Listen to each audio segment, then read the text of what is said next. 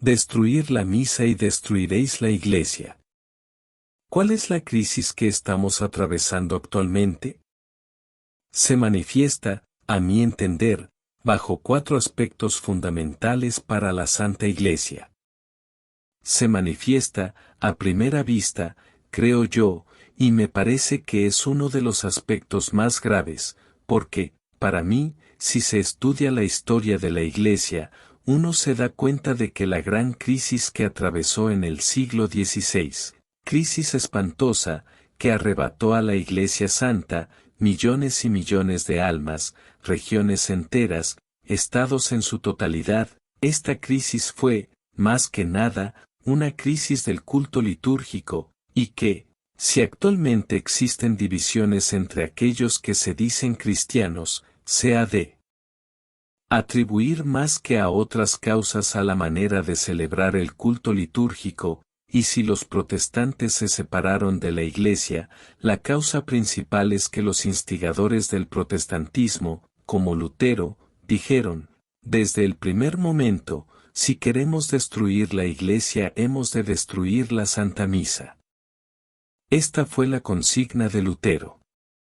Se había dado cuenta de que, si llegaba a poner las manos en la Santa Misa, si conseguía reducir el sacrificio de la misa a una pura comida, a una conmemoración o recuerdo, a una significación de la comunidad cristiana, a una rememoración o memorial de la pasión de nuestro Señor y, como consecuencia, que quedase más débil lo más sagrado que hay en la Iglesia, lo más santo que nos ha legado nuestro Señor, lo más sacrosanto, él conseguiría destruir la Iglesia. Y ciertamente, consiguió, por desgracia, arrebatar a la Iglesia naciones enteras, obrando de esta forma. La misa, un sacrificio. Pues, bien. Hoy existe una tendencia, que nadie puede negar, de poner las manos sobre la Santa Misa. Se llega a alterar cosas que son esenciales en la Santa Misa. ¿Y cuáles son estas cosas esenciales en la Santa Misa? En primer lugar, la Santa Misa es un sacrificio. Un sacrificio no es una comida. Pero, en la actualidad, se ha querido desterrar hasta la palabra sacrificio. Se habla de cena eucarística, se habla de comunión eucarística, se habla de todo lo que se quiera, con tal de no mencionar siquiera la palabra sacrificio, y, no obstante, la misa es, esencialmente, un sacrificio. El sacrificio de la cruz, no es otra cosa. Sustancialmente, el sacrificio de la cruz y el sacrificio de la misa son la misma cosa y el mismo y único sacrificio. No hay otra mutación que en la forma oblación. Nuestro Señor se ofreció de una manera sangrante, cruenta, en el altar de la cruz, siendo él mismo el sacerdote y la víctima. Y sobre nuestros altares, se ofrece, siendo igualmente el sacerdote y la víctima, por ministerio de los sacerdotes. El sacerdote es solamente el ministro consagrado por el sacramento del orden, configurado, por el carácter, al sacerdocio de nuestro Señor Jesucristo, ofreciendo el sacrificio de la misa, en la persona de Cristo, in persona Christi. La presencia real. Si se le quita la transubstanciación, a la misa. Ya que os he hablado de sacrificio, hablemos ahora de la segunda cosa necesaria, esencial, que es la presencia real de nuestro Señor, en la Sagrada Eucaristía. Si se elimina la transubstanciación. Esta palabra es de una importancia capital, porque, al suprimirla, se omite la presencia real, y deja, por tanto, de haber víctima. Deja de haber víctima para el sacrificio, y, por lo tanto, deja de haber misa. Dicho de otra forma, deja de existir sacrificio y nuestra misa es vana. Nos quedamos sin misa. Ha dejado de ser el sacrificio que nos dio nuestro Señor en la Santa Cena y en la cruz, y que les mandó a los apóstoles lo perpetuaran sobre el altar. Es el segundo elemento indispensable. Primero, el sacrificio, luego, la presencia real. Hablemos ahora del carácter sacerdotal del ministro. Es el sacerdote, no los fieles. Es el sacerdote el que ha recibido el encargo, de Dios nuestro Señor, para continuar el sacrificio. Y de ninguna manera los fieles. Cierto es que los fieles se han de unir al sacrificio, unirse de todo corazón, con toda su alma, a la víctima, que está sobre el altar, como debe hacerlo también el sacerdote. Pero los fieles no pueden ofrecer, en manera alguna, el santo sacrificio, in persona Christi, como el sacerdote. El sacerdote está configurado al sacerdocio de Cristo, está marcado para siempre, para la eternidad. Tu es sacerdos in aeternum. Solo Él puede ofrecer verdaderamente el sacrificio de la misa, el sacrificio de la cruz. Y, por consiguiente, solo Él puede pronunciar las palabras de la consagración. De rodillas. No es normal que los seglares se coloquen alrededor del altar y que pronuncien todas las palabras de la misa, junto con el sacerdote. Porque ellos no son sacerdotes en el sentido propio en que lo es el sacerdote consagrado. Tampoco podemos considerar como cosa normal el haber suprimido toda señal de respeto a la real presencia. A fuerza de no ver ningún respeto hacia la Sagrada Eucaristía, acaba por no creerse en la presencia real. ¿Y quién se atreverá a llegar, por tal camino, a cosa parecida, después de meditar la divina palabra, según la cual al nombre de Jesús, dóblese toda rodilla, en el cielo, en la tierra y en los infiernos, y al nombre de Jesús hay que arrodillarse? Vamos a permanecer de pie, ¿cuándo está presente en la realidad, en la Sagrada Eucaristía?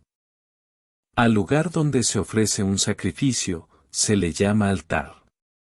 Por ello, no se puede aceptar, como sustituto del altar, una mesa corriente, destinada a las comidas, que, según recordaba San Pablo, se hallan en los comedores de las casas, para comer y beber.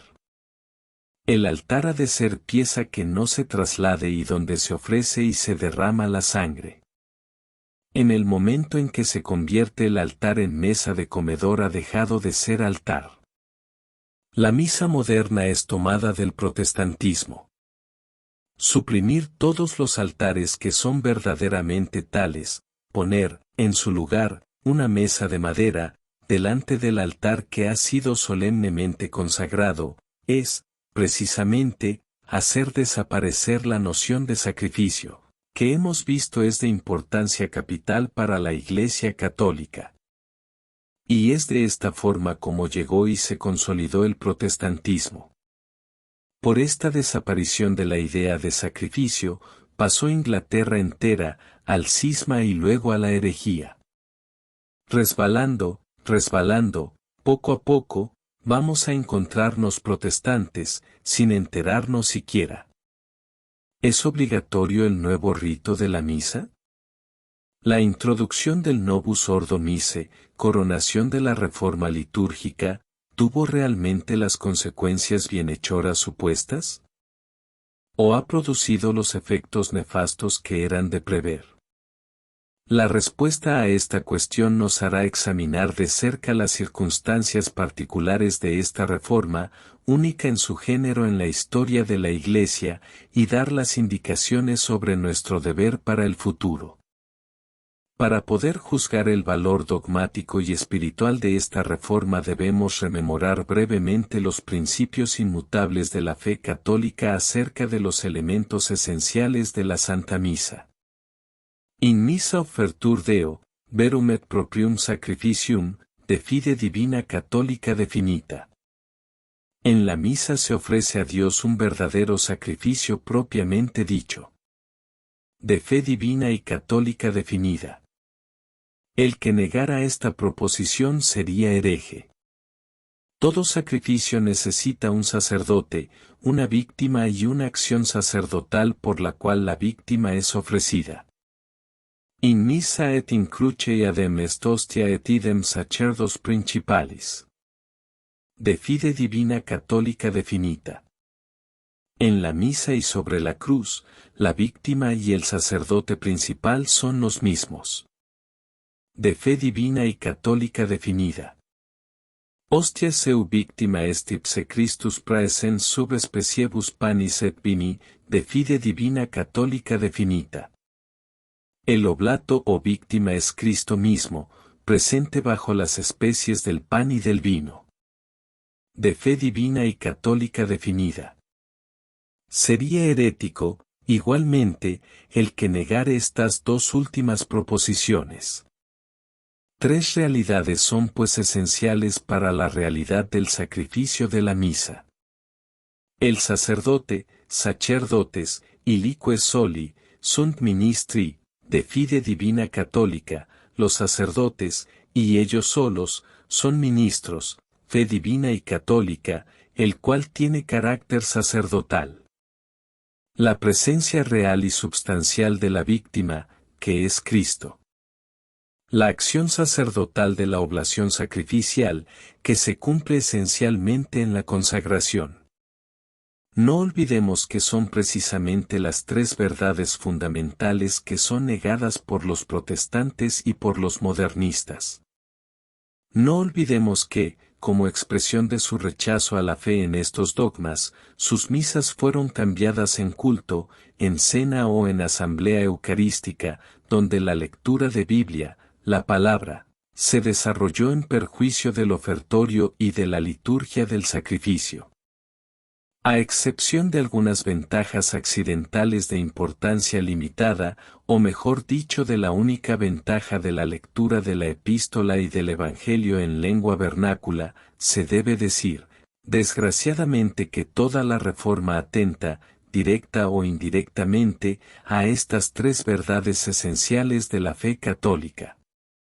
No se trata, pues, de una reforma litúrgica como la de San Pío X, sino, sin duda alguna, de una nueva concepción de la misa. Todo lo que está prescrito de hecho por las novedades a esta concepción, más próxima de la concepción protestante que de la católica. Las declaraciones de los protestantes que contribuyeron a esta reforma ilustran de manera ingenua y afligente esta verdad. Los protestantes ya no ven más que les impediría celebrar el nuevo ordo, es decir, no hay ningún problema para ellos celebrar el Novus Ordo.